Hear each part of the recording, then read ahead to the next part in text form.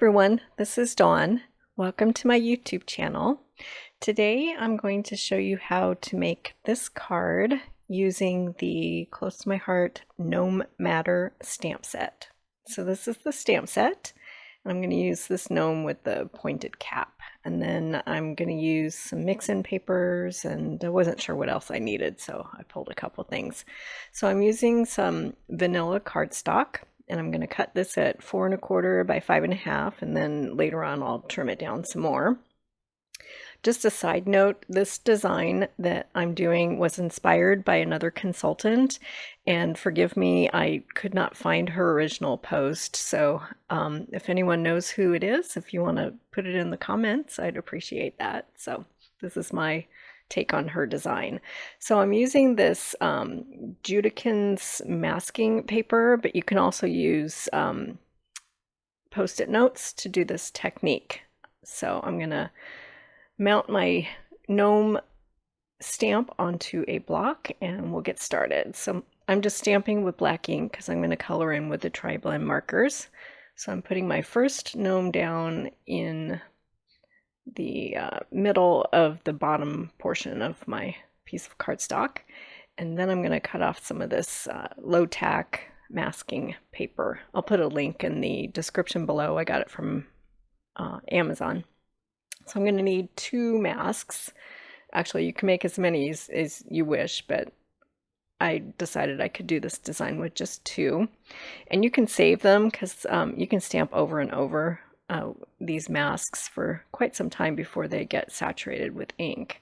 So I'm fussy cutting this out rather than using the thin cuts because I want to get a cut that's right along the edge of the design, and the thin cuts tend to give a little white border around your design. So you want it to be, your cut to be as close to the original line drawing as possible. So I'm just fussy cutting.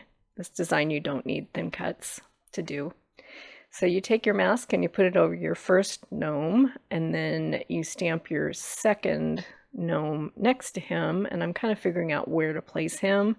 So I'm just overlapping his arm just by a smidge, and then I'm going to do it on the other side of him. So we'll get our first row of 3. You can do this with any image. I've seen the Little Buddies masked and made like a pile of Little Buddies stamp set that are super cute. I might have to make another card using them with this technique. And then you put your next gnome down over the first row, and I'm kind of figuring out the placement of the next guy. He's going to be tucked in between. So I'm going to do a row with just 2. So I'm kind of figuring out how far up I want him to go. And then you just stamp over your first 2 guys because the masks will protect the inking. And then you peel off your mask and you place it down over your other gnome, and then ink him up again, and then stamp him in between the 2. And then you remove your masks and place them on the 2 that you just stamped.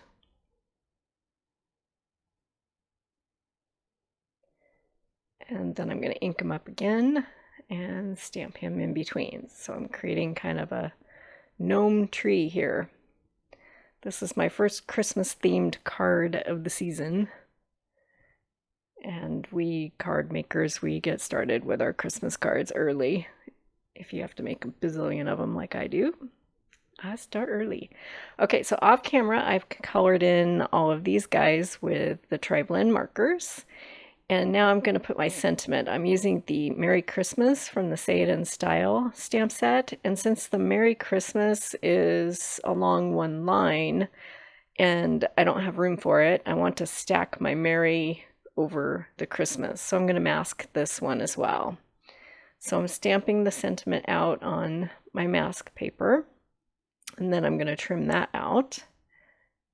Instead, you can cut your stamps if you want to, but this is if you don't want to cut your stamps, this is how you make your sentiments stacked. Okay, so I'm just trimming out my mask to kind of figure out, and I'm going to stick it down on my card front just to see where I want to place my sentiment before I start actually stamping on the card front. Okay, so I think that'll work. So then I'm just placing the Christmas over where it would stamp, and then I'll remove the Merry.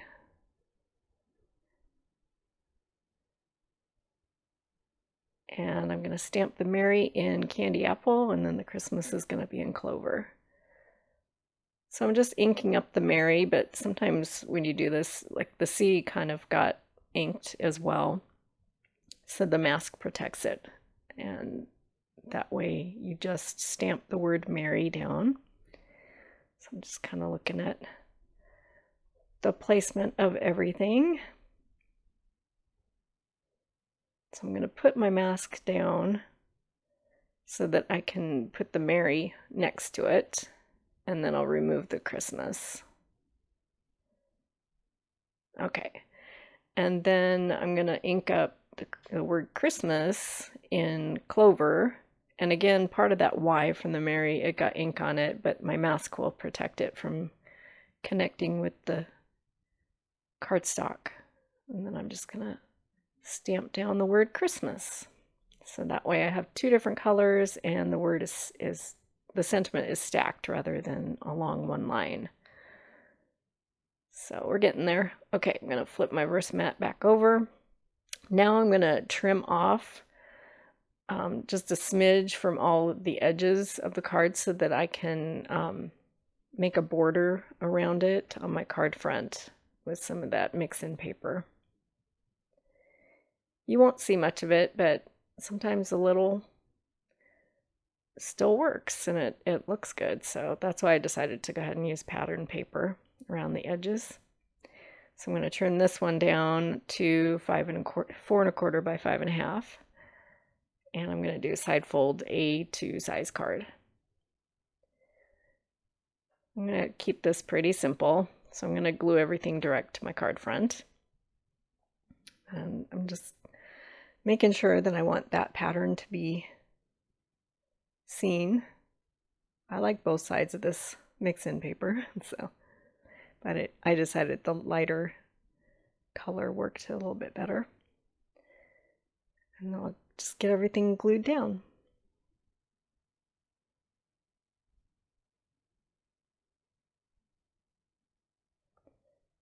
Keeping it simple.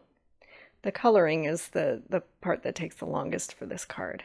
Okay, so I have the red and green sequins, and they have little stars. There's some clear stars or kind of iridescent stars, but there's also a whole bunch of red stars, and they're in all different sizes. So I'm just pulling the little red stars out, and they're very staticky, so this anti-static pouch is helpful. If you just get it on your fingers and whatever tool you're using, it keeps those the sequins from bouncing around. They take on a life of their own with all the static. So it kind of keeps them under control. So I'm just going to put a whole bunch of stars around my gnome tree. And then off camera, I'll glue them all down using the Tombow Aqua glue. Okay. So this is my finished card. And then off camera, I decided it needed even more sparkle, so I used some of the stickles in diamond, and I just painted their beards with a little sparkle. So that's my finished card. I'll make a list of all the supplies with links in the description below. I appreciate you watching my video today. If you haven't subscribed yet, please hit that subscribe button, and thanks for watching.